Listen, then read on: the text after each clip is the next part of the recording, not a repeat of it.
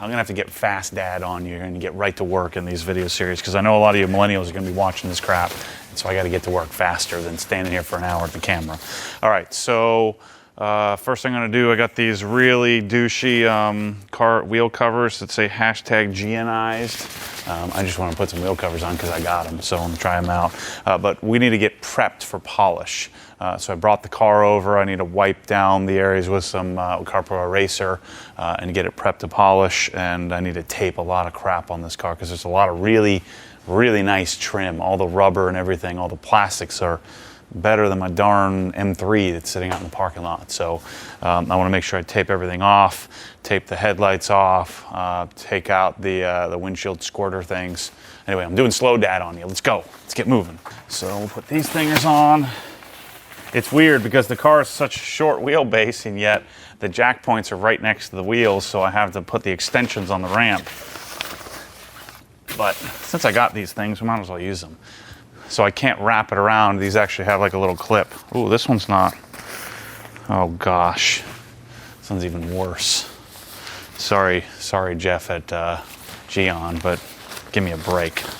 Just put Geon on there and make them black.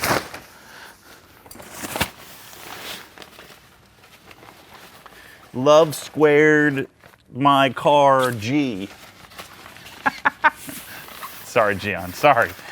You just said I could have some of the stuff. Don't cut me off already. Oh Lord. All right. So taping. You know, we want to tape, as you know, especially on a car like this, where you know it's probably a little bit harder to find replacement trim pieces. I want to keep it looking fresh, factory fresh looking. So I don't want to get polish all over it, like all these rubber seals and everything. So I want to make sure I tape it really well, and you know, tape up the rubber around the glass here, tape it all up here around the windshield, and I want to make sure I get this cowl covered. I'll probably prop the hood when I'm polishing it, so that way I'm not digging into this edge here. But taping is one of those things that, just like clay barring, you don't need it to be an exact science. And I actually like, I was thinking about using purple because of the purple hue to the electron blue pearl, but I actually like this stuff way better. So this is a tape from 3M, made in Japan, called 3M Precision.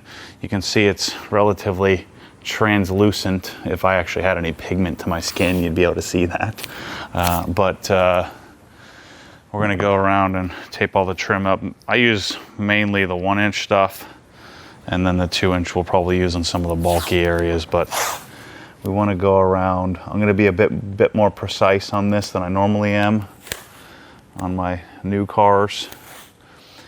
Even if we do get some polish on the trim, on the rubber, I can get it off using Meguiar's M39. What I don't wanna do is ruin the trim, you know.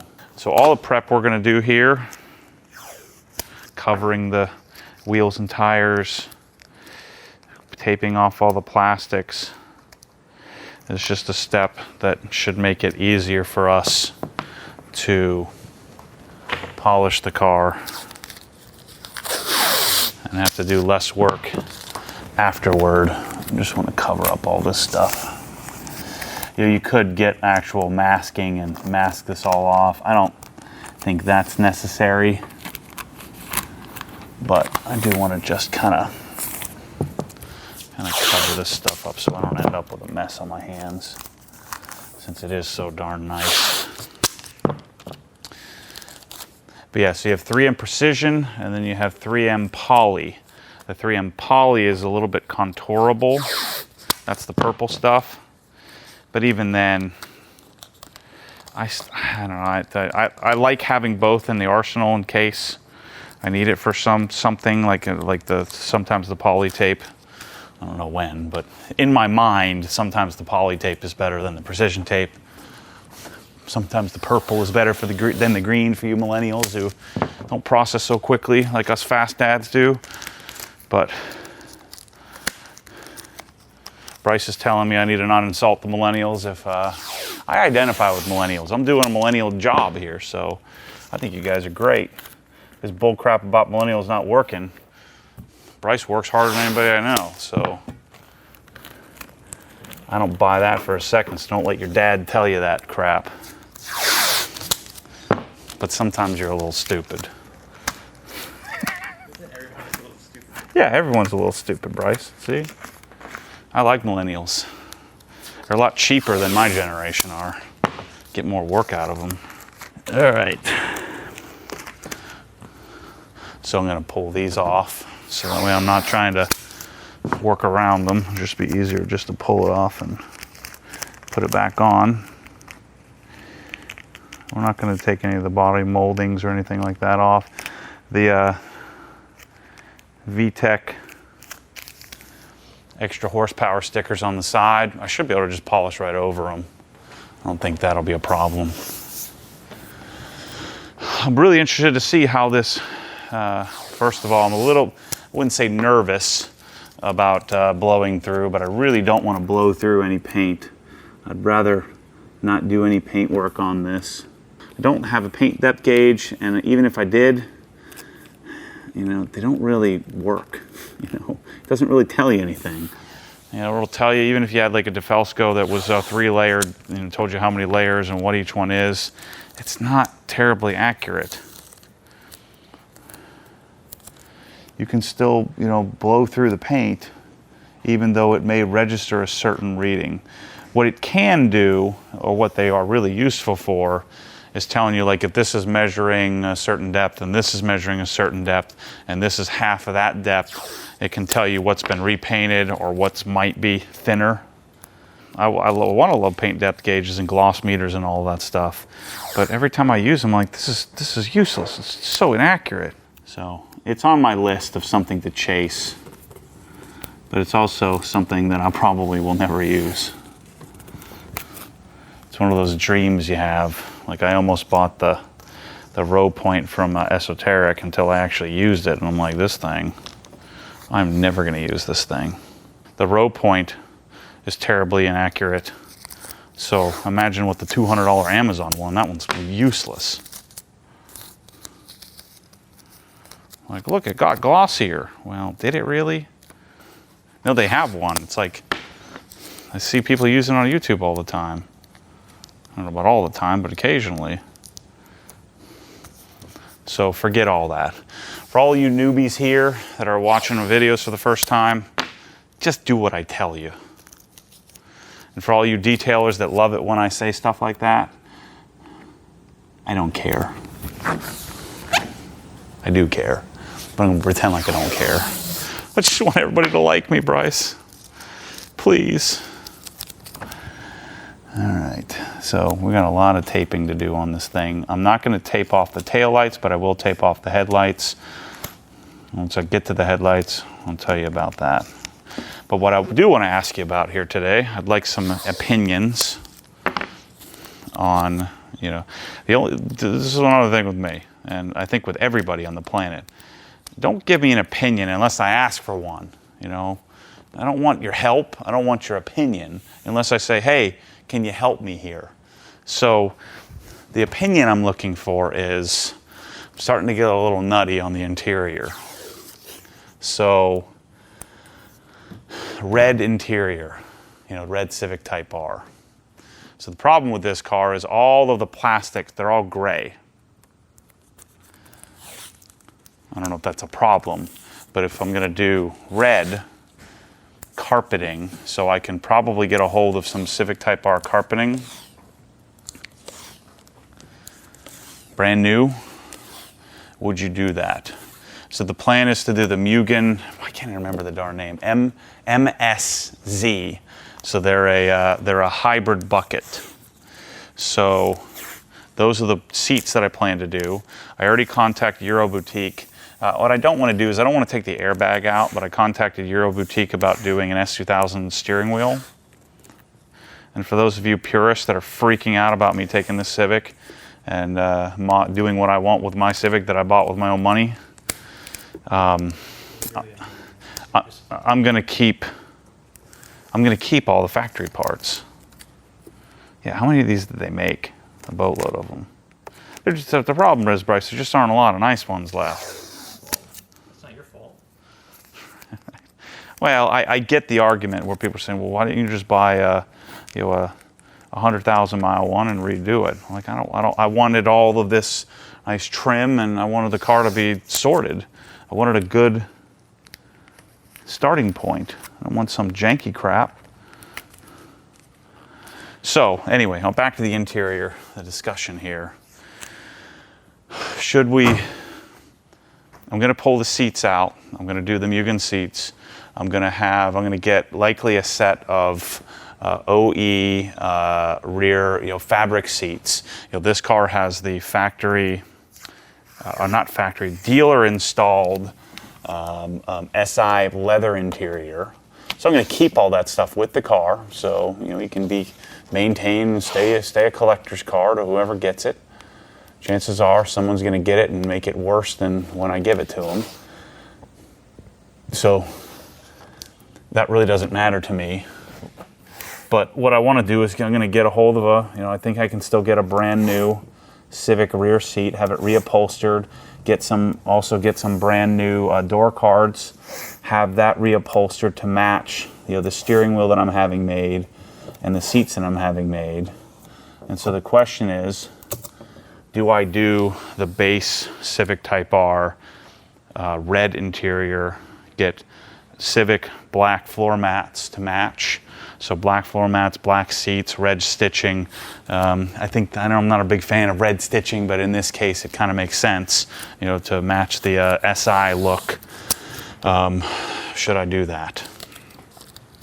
Assuming the Civic Type R interior, it looks like ICP Matt at ICB Motorsports in Arizona. It looks like he has a set of new, I gotta call him and ask him, but a new set of carpeting. Should I go nutty like that and make it bright red? And so I'm looking for a little bit of advice there from you. What do you think, Bryce? You don't like that idea? Does not work together. If it was a white car? Yeah. Oh yeah, white and red. Yeah. Blue and red. I don't know. That's what I'm. Superman look. I don't know about that. That's like green and red going together. It's like you want a Christmas tree. Well, that's a little different. It's on the same. Yeah, I don't know, Bryce. I just don't know. Or should I just have some custom red, or not red, black carpeting done? Because the carpeting's so easy to yank out of these cars. We're going to polish up all the jams and everything. So I ordered how do you say it? Is it Apexy? I never knew how to say it. Apexy? Apexy. I never bought any Apexy stuff other than, they're the ones that make the VTEC controller, I think. So I bought one of those back in the day. I don't think I just kind of hooked it up, but I didn't actually ever have the car tuned. That was a little bit too much of a real man thing to do, I guess, when I was a kid. Didn't know how to do that kind of thing. But I ordered the WS2 exhaust. This Skunk 2 on here is a little bit too droney for me. So I'm gonna do that. I got a brand new Toyota header coming, should be here in like 10 days. I'm pumped about that. Thought I was gonna have to do something else. I think Blocks, which BLOX, which I've never heard of, but I guess they're newer in the Honda game, makes a test pipe. I mean, I could have John from LHT just make me one, but we'll see. I might just get a test pipe pre-made. And then we'll have it set up so that if someone in California wins the car, that you can just very easily put the whatever you call it, the cat right back in place.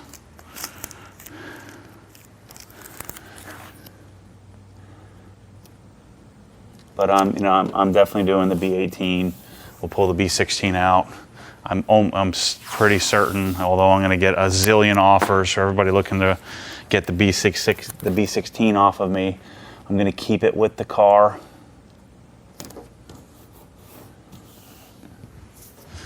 Dang, man, I couldn't get that wet coat. I shouldn't have done it. I knew when I was doing them. I bet you end up polishing this thing real quickly. But that wet coat did not come off, even with, you know, decon soap, iron removal, and you know, full auto scrub. Still didn't come off the car. I'm pretty surprised. I feel like I get more looks in this than I do in my GT3. People love this car, man. I love this car.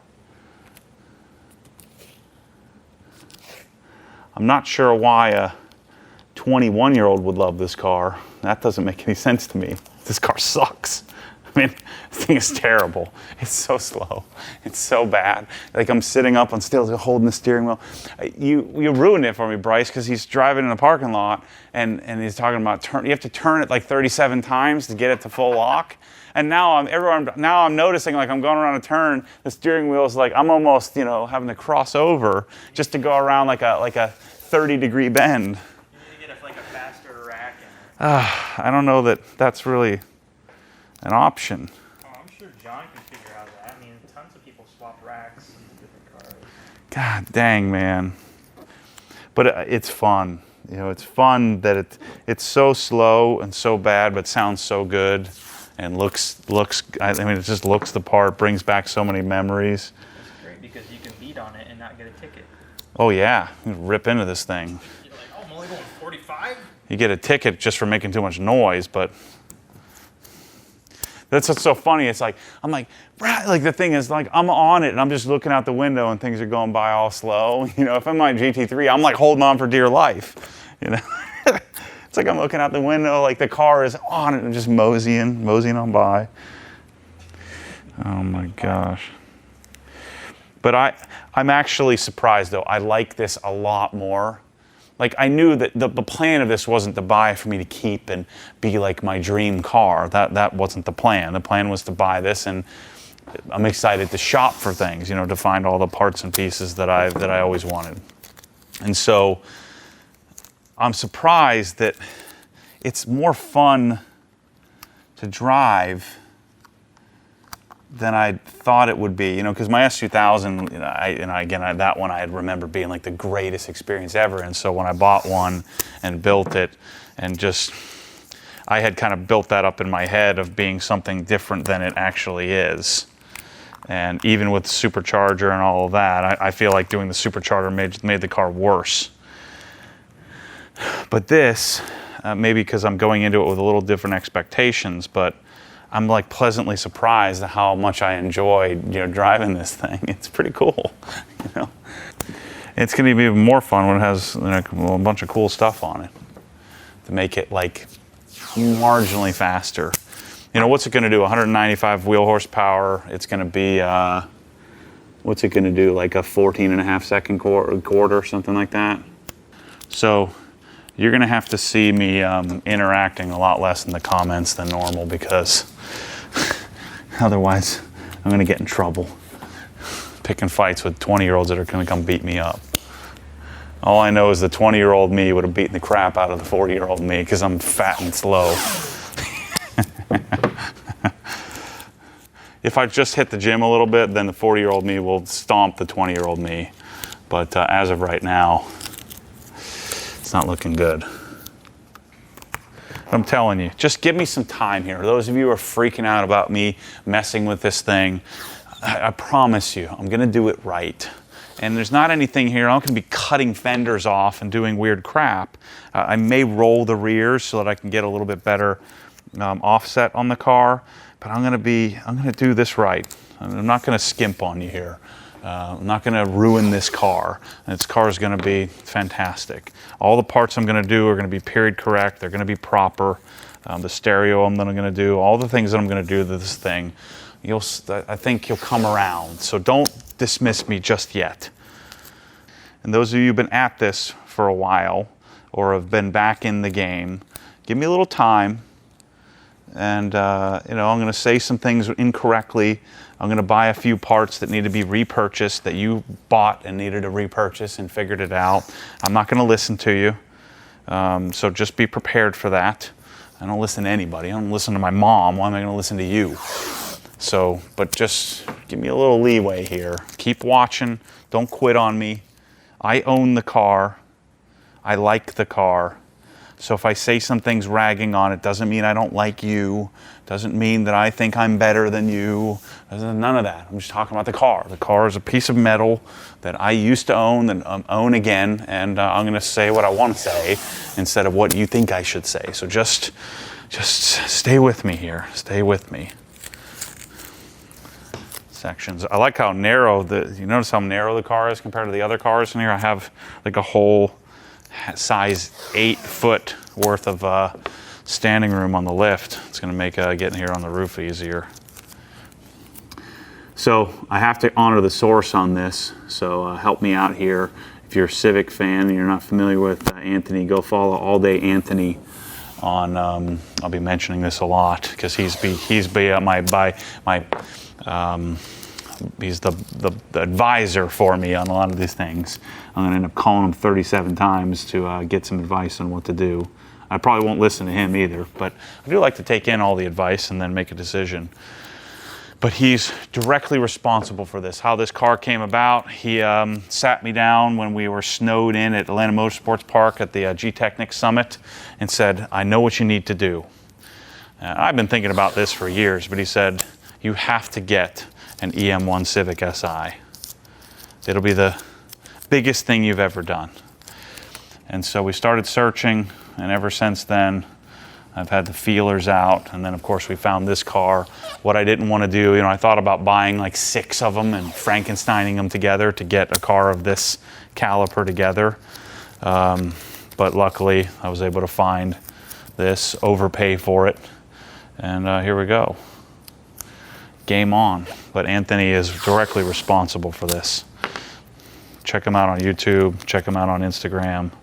I'm sure I'm going to convince him to come here. Even if I have to buy him a darn plane ticket, I got to get him to come out here as we're working on some of these projects to come do some collaborating on this.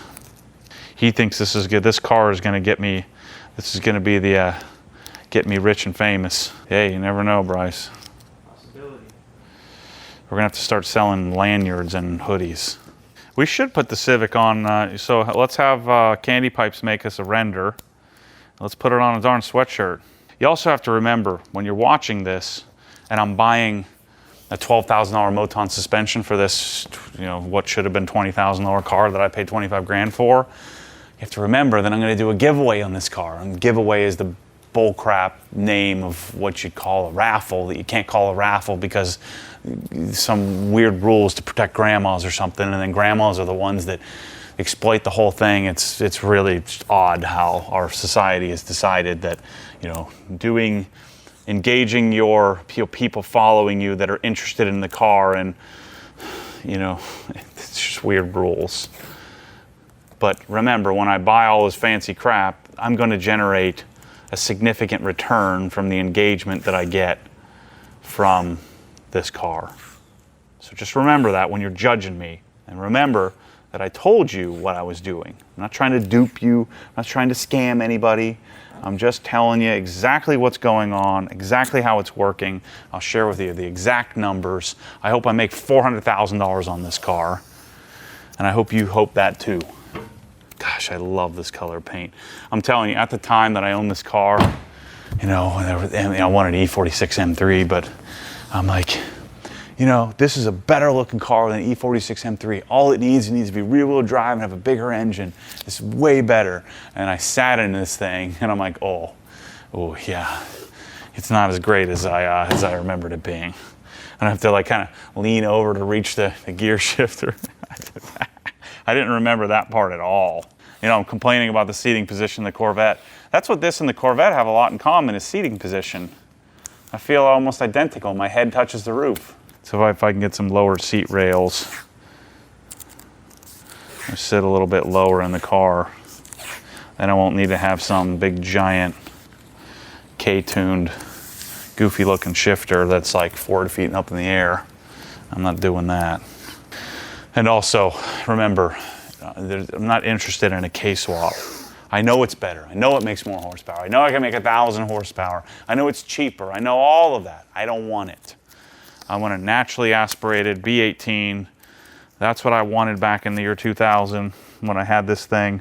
That was my dream. I'm living that dream now. So just know I'm not going to be, I might tell you you're stupid, but I'm generally not going to respond to the, why do you do a K-swap? Because I don't want to. I don't want to. I'm going to do what I want because it's my money and it's my car. I'm just bringing you along for the ride. So just remember that. And yes, the videos are going to be 45 minutes long because that's what I do. I assume that you're not stupid. Oh, shoot. So another thing that, see, this is what the cool part about this is when you guys are making suggestions to me, I take it all in. Again, I don't always listen and do exactly what you tell me, but I'm going to read it all.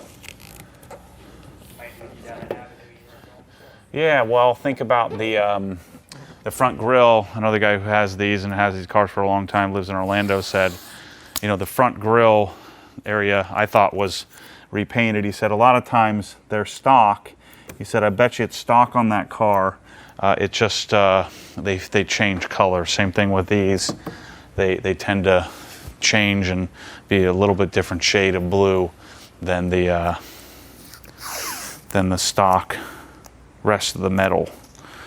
It'll tend to fade or change color, look a little bit more purple.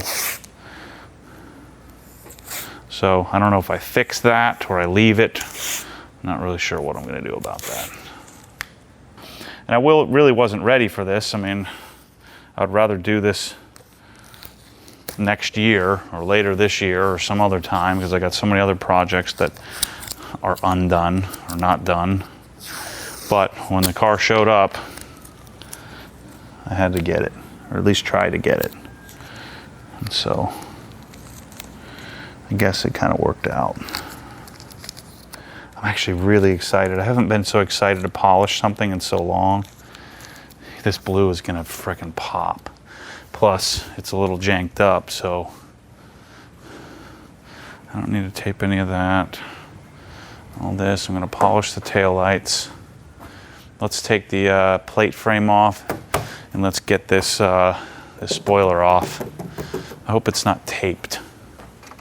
So do I get a red JDM badge for here? What do you think? Let me know below.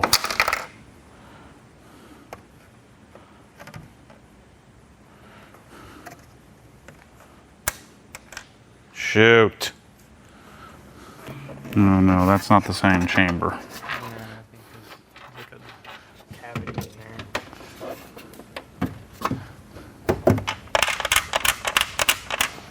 With the rattled trunk now, you get that subwoofer in there. Ah!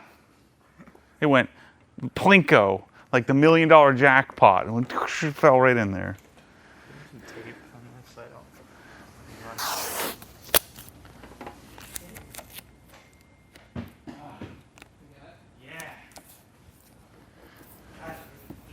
Gotta keep it factory fresh.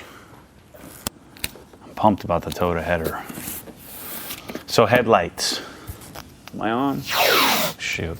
You're always gonna catch me saying something I shouldn't say. So headlights, never ever polish them. You can help it. Oh, I just spit all over my leg. Dang it. So if you hit it with a polish, then you're gonna cause the clear coat to fail, which means then you're gonna have to do the jank method of repairing them, which you don't want to do if you can help it. You know, headlights never look as good as they do when they're new. So if you can help it, you don't want to wet sand and re-clear them or, you know, do any of that headlight stuff that people have to do. So we want to avoid any kind of polish hitting it now while we can, and want to keep them with the factory UV coat as long as humanly possible. So I don't want to hit them when I'm polishing the car. I'm really interested to see what combination of polish is going to work. I wonder if I'm going to have to compound this or if it's going to come out.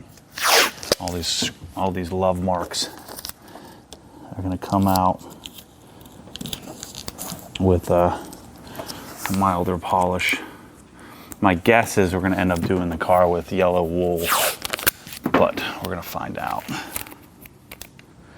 Like, what are those things called? The hood prop things, the piston things. Yeah, a little hydraulic. Yes, gas piston hood prop thingies. But that's the other thing I need help with. Find me a spoon hood. Not some janky Cybon crap. I want a spoon hood. Can you get me one? Somebody. I'll pay a lot of money for it. I'll pay too much money for that, just like I paid too much money for this car. Yeah, everybody says, well, get me one. Tell them I'm a terrible negotiator. You don't even negotiate. Like, how much you want for it? He says, 2,000. How about 3? Wait a minute. That's exactly how you want. I always feel so accomplished when I finish a roll of tape. I don't know why. It's like finishing up a gallon, even though it means I need to spend more money. I don't know why I feel like I just completed a task. Same thing when I finish a roll of tape. Let's start on the hood. Oh man, I'm so excited to polish. So let's do this. Did you see my drawers, Bryce? Did you see this drawer? Yeah. Did you see it? Did you see it? That means get the camera over here. Did you see it? Yeah, look at that. That's nice. I gotta get everything set up. Torn door. Tire depth gauge is a little crooked there. I don't like that. There we go. Last thing we gotta do here. Oh, I want to take the wing off too. So we gotta take these stickers off. Too fast for you. I think even back in the day, I resisted putting stickers on. I did have a Toda sticker right here. You did have a tweeter sticker on there too, I saw. Oh yeah, that was just for the hot import nights. Rub your tweeter. Yeah. I always thought the paint like here, the car would look sick if it was matte like that. Yeah, the BMWs have that option, yeah. Yeah.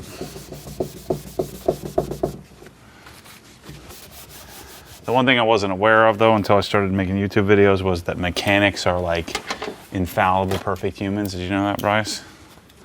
I hear from them on YouTube all the time. Yeah. They're perfect and never make mistakes.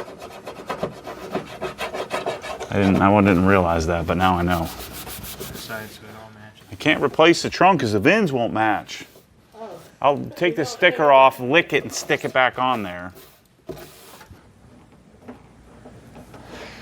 You know, it'd probably be smarter to just, can you bring that cart over?